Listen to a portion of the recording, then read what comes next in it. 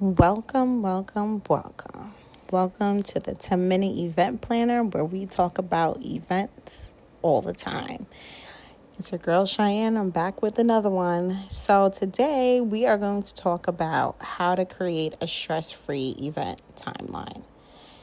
Now this timeline is like your event Bible. It should tell you exactly what's happening when. It should give you durations. It should give you the next sequence of events.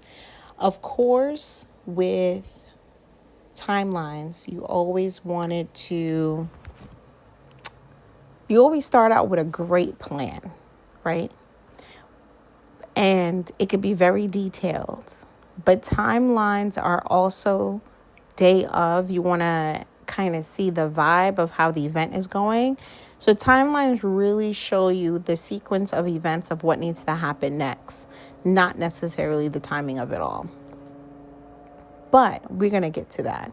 So with your timeline, to start a great timeline, right?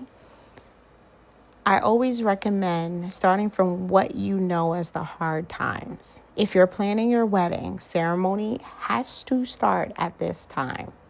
What time are the guests arriving?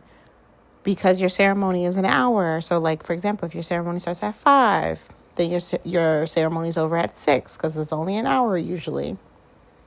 Then you know your cocktail hour is starting at 6, ending at 7 because that's normally an hour. And then your reception will be 4 hours from there, right? 7 to 11 or whatever that is. So those are the hard times. Then you have the soft times, right? The time the cake cutting is going to happen, the time that you're going to do your first dance, the time that you're going to have the fireworks go off, right? So the soft times are more so the times in between the hard times that it just has to follow this sequence, right? So if you're planning your wedding, let's say for the reception, you want the guests to come in the room. The doors are going to open at 7. The guests come in to the room. They sit down.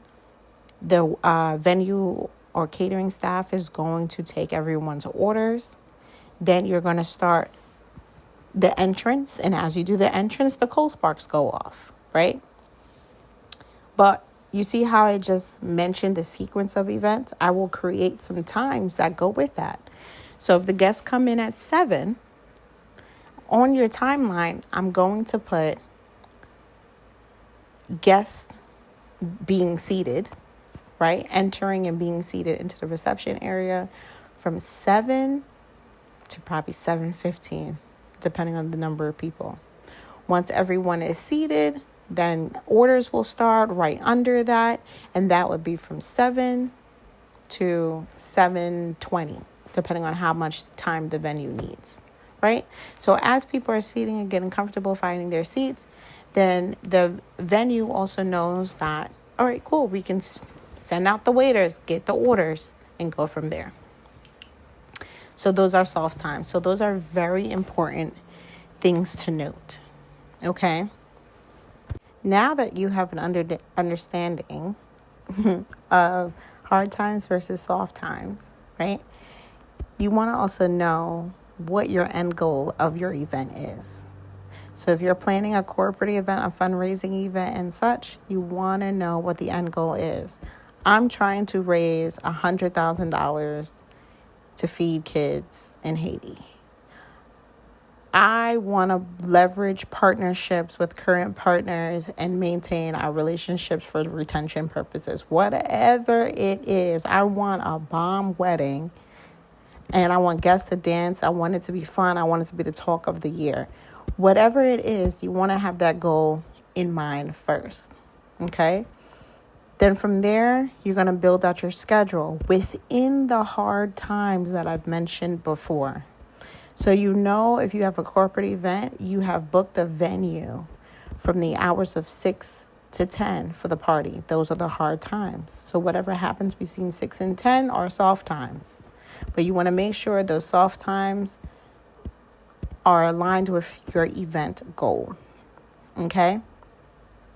So you want to be consistent with it. When are the guests going to enter into the event?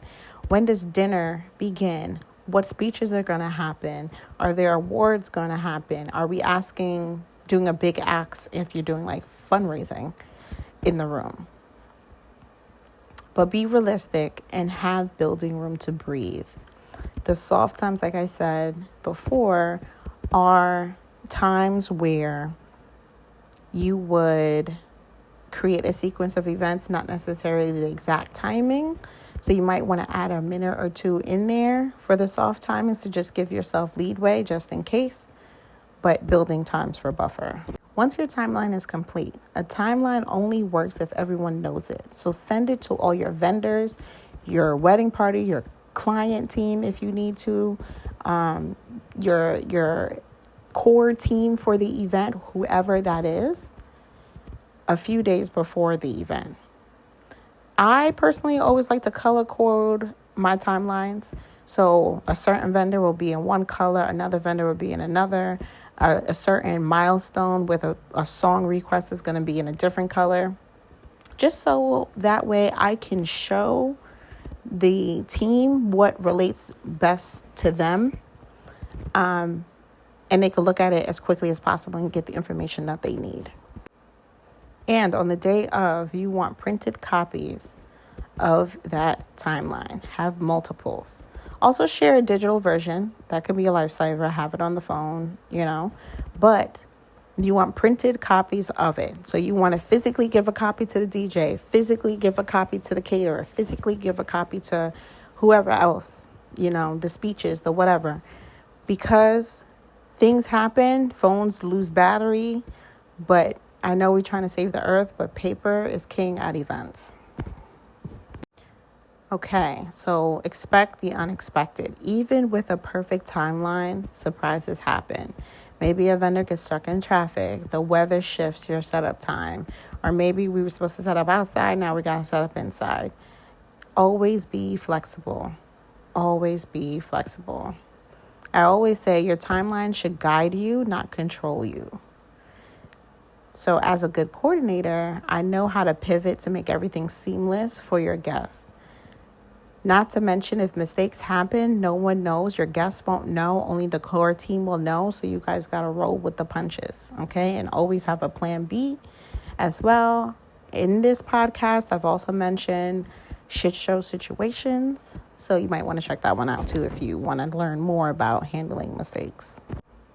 Okay, so after your event is over, right, you always want to end with some type of reflection. For corporate, it's a follow-up meeting.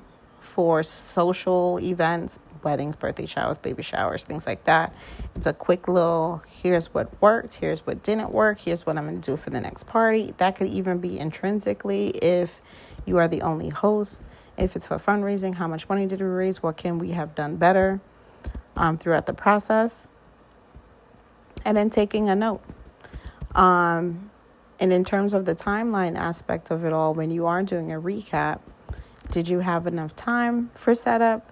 Did you feel rushed during the transitions? Did your messaging land? Did you hit your goal? Did the event get the overall feel that you were looking for? Okay, and these notes will just help you create a smoother event for next time. So there you have it. Quick steps to create a stress-free event timeline. Start your timeline early, stay flexible, communicate clearly and early if possible.